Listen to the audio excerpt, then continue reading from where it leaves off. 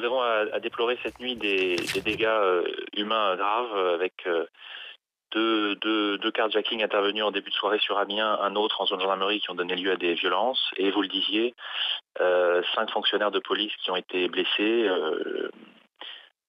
heureusement légèrement, un à la main, 3 par des tirs de chevrotine, 1 par des tirs de mortier.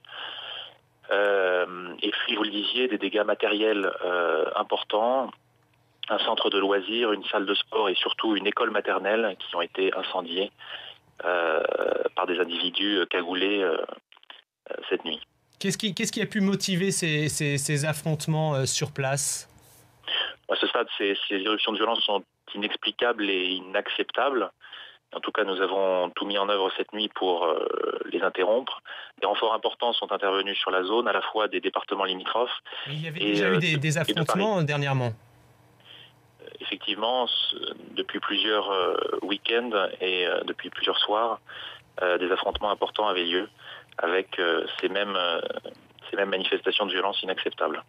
Vous avez fait notamment appel à des renforts cette nuit pour mettre fin à ces violences. Au plus fort de la nuit, nous avions sur la zone d'Amiens entre 110 et 150 policiers.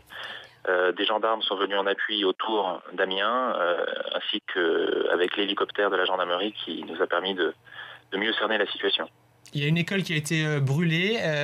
Dans quel état se trouve-t-elle ? Est-ce que les dégâts sont considérables ?